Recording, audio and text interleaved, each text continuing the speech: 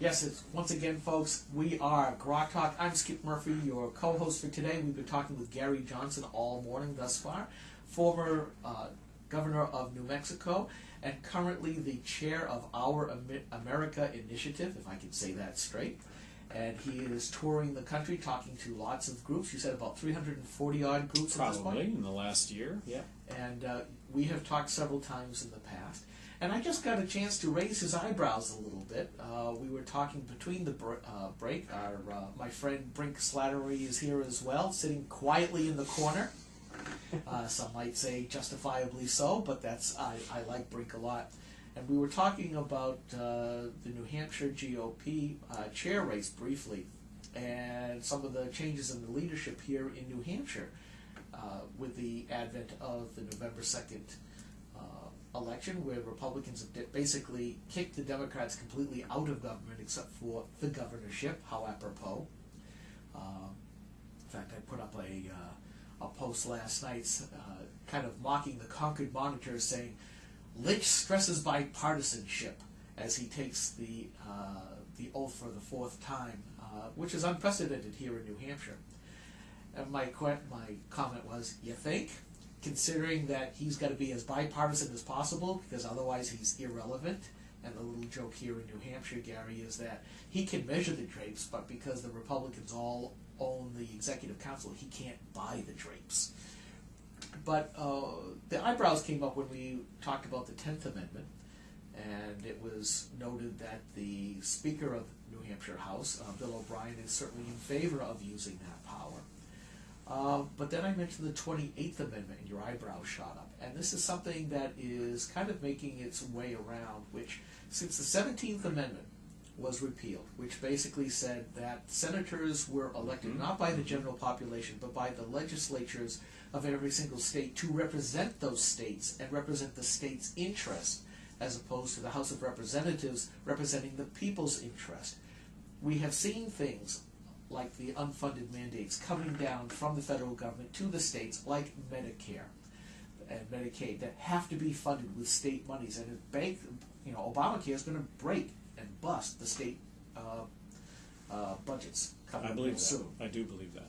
And the 28th Amendment is a proposal that basically says if 2/3 of the states say that, no, we do not accept this federal law, it is nullified right then and there. And it is gaining sort of, it's almost a pushback, because you took away the 17th Amendment, well, now we're going to put something else back in. And there are a lot of people on the left who, liberals and progressives, saying, how dare you change the Constitution? And my head goes, what are you talking about? This is perfectly legal.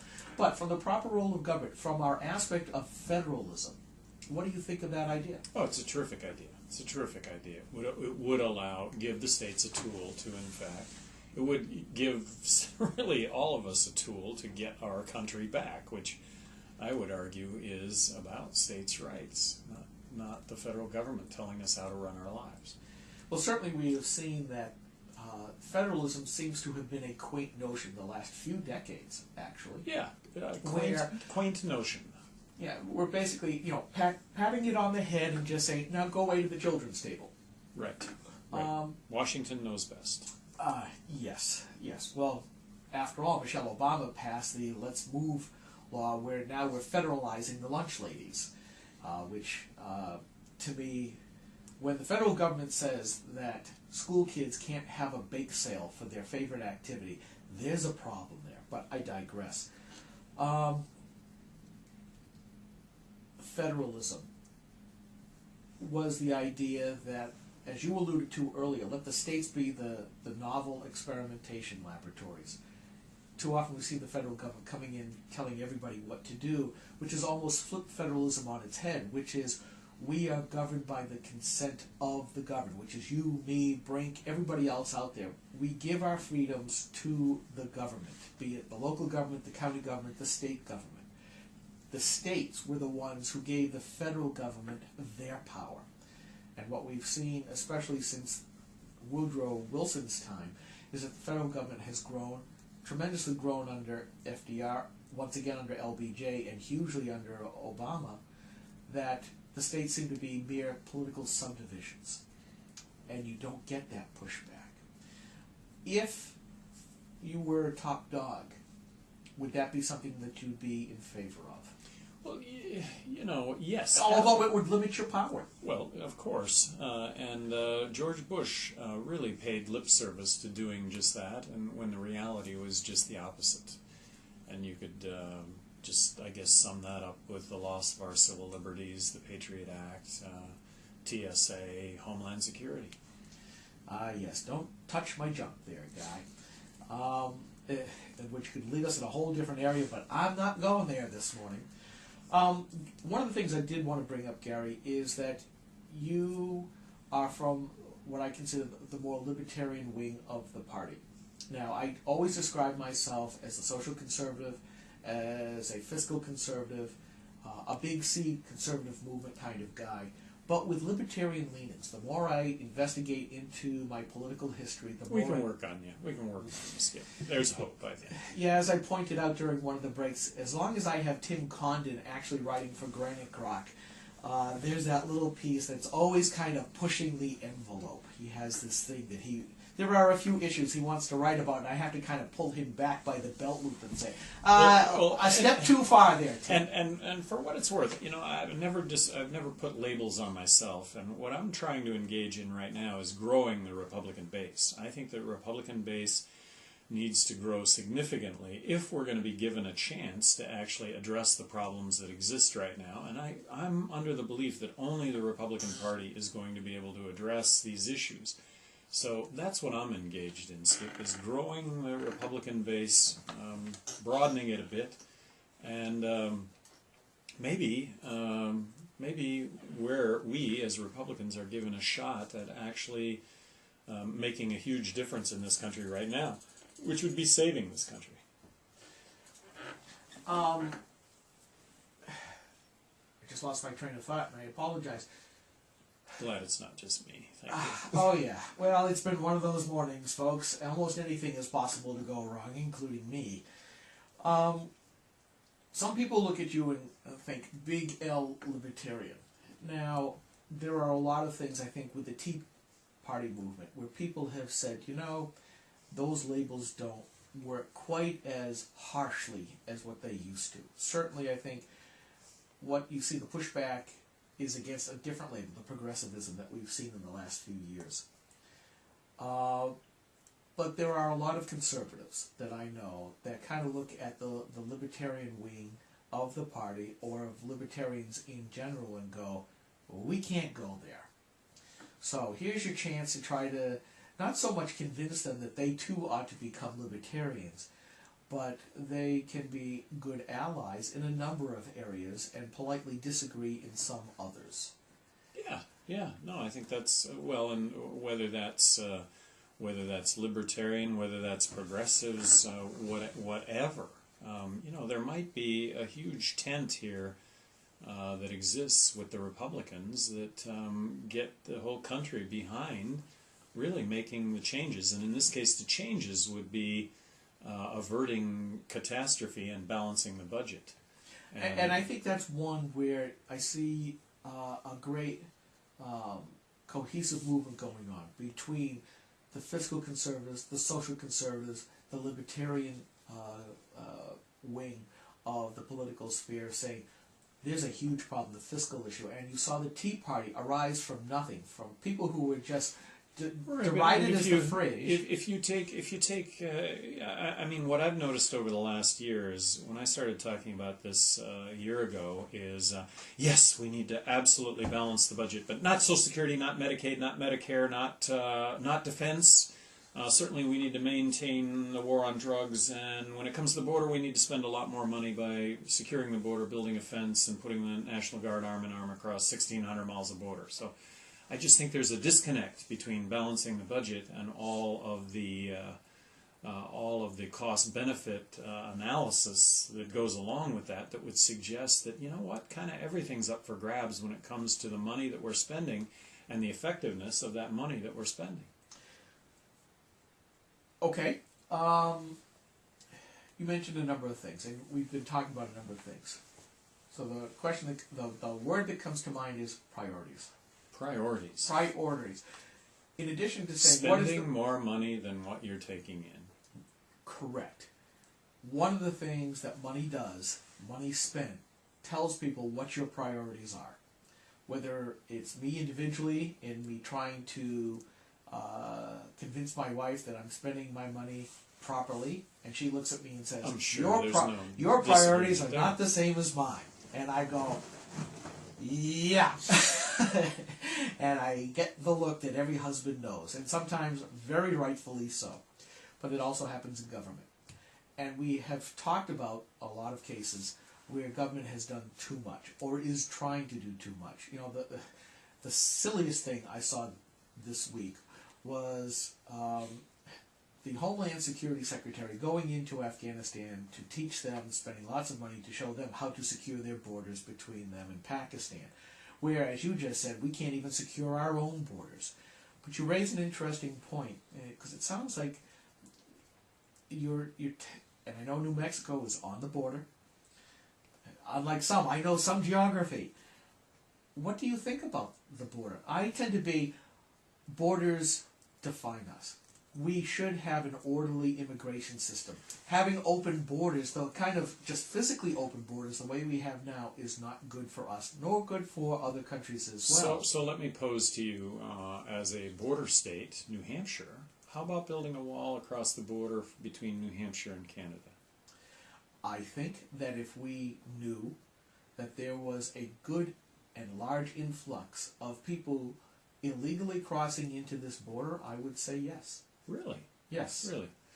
How about a better way to address that, the fact that they were entering into this country illegally? And let me just suggest that, what if the main reason that they were entering into New Hampshire illegally was the fact that the government had made it impossible to get a work visa, and in Canada there were no jobs whatsoever, but Canadians knew that if they could make it into New Hampshire, they knew that they could get a job because they have dozens of friends and family that live in New Hampshire, and they may be in fact working illegally, but they'd like to come into New Hampshire, they'd like to get a work visa, but the government's made it impossible to get a work visa.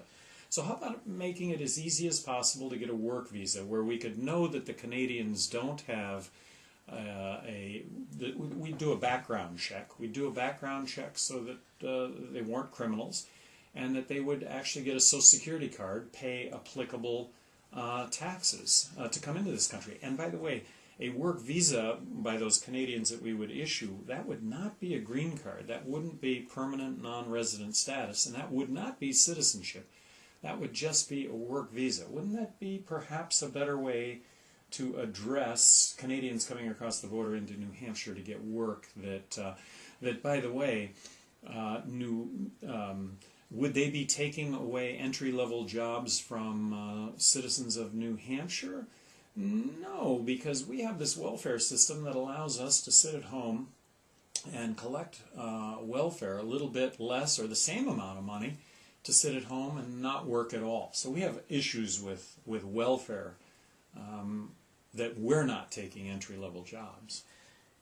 You hit a number of different issues. Let me see if I can address some of the things, because now we're turning into a little bit of a debate here. I agree with you with the welfare state, and I think that I would be much more open to changing our immigration laws if we didn't have such a big welfare state, because I think people would have to go out and compete for those. Yes. Work. That's a big component of immigration reform, is our own welfare reform. And again, once again, if you were top dog, you'd probably trying to move the welfare system along those lines then. Absolutely. Okay. Right. If you can work, you will work. Now, one of the things that you brought up was getting a work visa. Well, what about, one of the things that we have seen, not so much people just pouring over the borders and swimming over, through the rivers, is that people come here. Wait, are we talking about New Hampshire? Well, let's hang to New Hampshire here All right. for a second. Let's keep using because I'm a border state with Mexico, and I think I know what's going on down there. But I'm trying to draw an analogy here to New Hampshire and Canada. But what about all the people who come here legally on visas, whether it be a travel visa or a student visa, and they, I'm sorry, I didn't look at the date. That's 2 years old. I should have gone home 2 years ago, and they're still here. Do you know what? That's kind of one of the fallacies out there, is the government has really made it impossible to get a work visa. You can't get a work visa. The government puts quotas on work visas. I don't think the government should put quotas on work visas. There's either work available or there's not. And if there's work available, certainly your work visa is going to get you, perhaps enable you to get a job. But if there are no jobs, you're just going to go back to your country of origin, which is what has actually happened over the last 12 years. There's a lot less legal immigration in this country today because there are no jobs in this country. Well, they certainly have been. There's been a great outflow of workers, undocumented, illegal aliens that have gone back to their countries because the number there's no jobs. There are no jobs, Yeah, and I think that when people say, "Well, do you want to go around them up and deport them?" I said, "No, just deny them the jobs and deny them benefits and they'll go home on their own." But my point was, we don't even have a good mechanism for those people who come here legally on other kinds of visas to find them when they overstay and then have them leave the country. I'm not so sure, and this comes to the point of, is big government efficient? No, it's not. And when you have a big government, it's easily politicized, and I think that's a double problem with big government. It's inefficient, politicized, and things don't get done the way they should.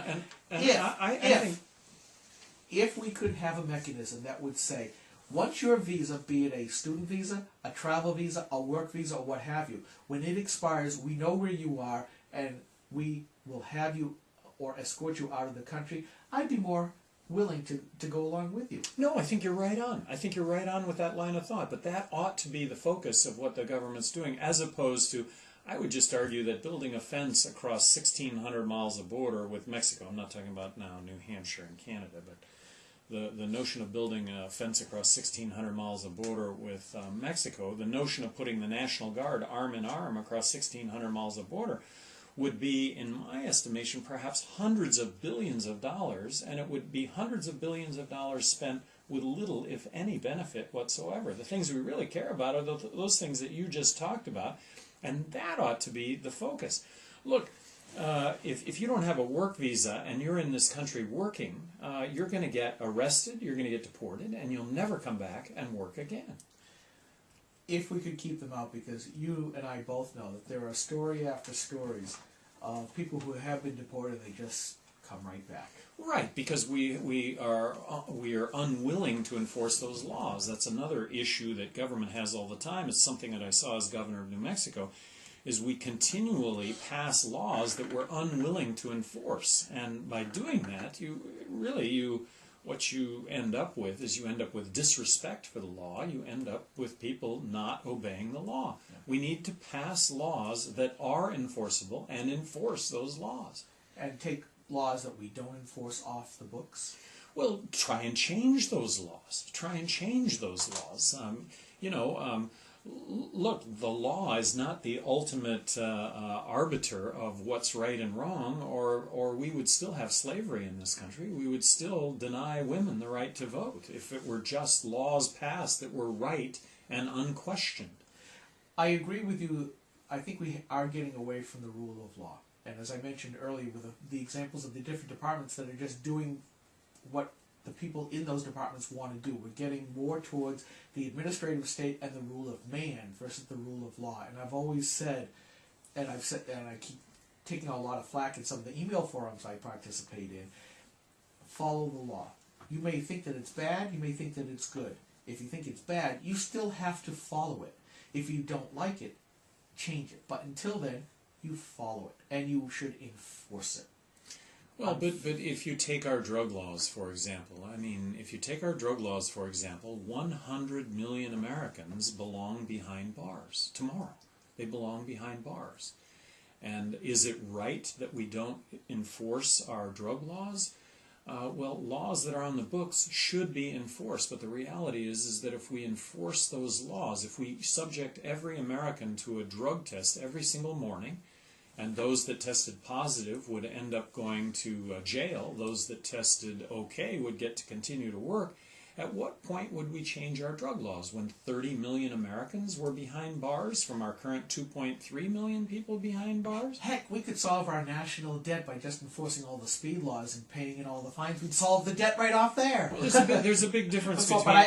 There's a big difference between speeding and drug laws. Drug laws, still are breaking the criminal. law. Well, and they're criminal, and you end up behind jail. For the most part, when you speed, you pay a fine and you remain out on the road, and as a person that appreciates liberty, I have issues with speed limits. The issues I have with speed limits is you post a speed limit of 75 miles an hour. Well, at times, 120 in that 75 mile an hour speed zone is perfectly safe. At other times, 55 miles an hour in that same speed zone is reckless driving because of the conditions that exist. Right. Gary, we're coming down to the end of our time together, and I really appreciate you coming I really appreciate you having me on. And hopefully you'll come back. But if people want to get a hold of you, what are the ways? OurAmericaInitiative.com. I would love for those listening to get online and tell me what they think. And how else do you have an email address, phone number, Facebook page? Within the OurAmericaInitiative.com page is access to all of that. Everything's there. Okay, and we will post that all up, link it all up. Great, and thank you. We'll have that on the podcast page. And certainly our mutual friend Brink, still in the corner over there. He and I chat from time to time and keep us involved and keep us informed as to what's going on. Great. And we'd love to have you back. Thank you. Gary Johnson, former New Mexico governor and chairman of Our America Initiative, thank you. Thank you very much. Folks, we're going to take another break, and when we come back, we're going to be talking with Jack Kimball, the New Hampshire GOP chair candidate. Stay tuned. Great, and we are out the door. Yes, By all means. Thank you. Skip, thanks.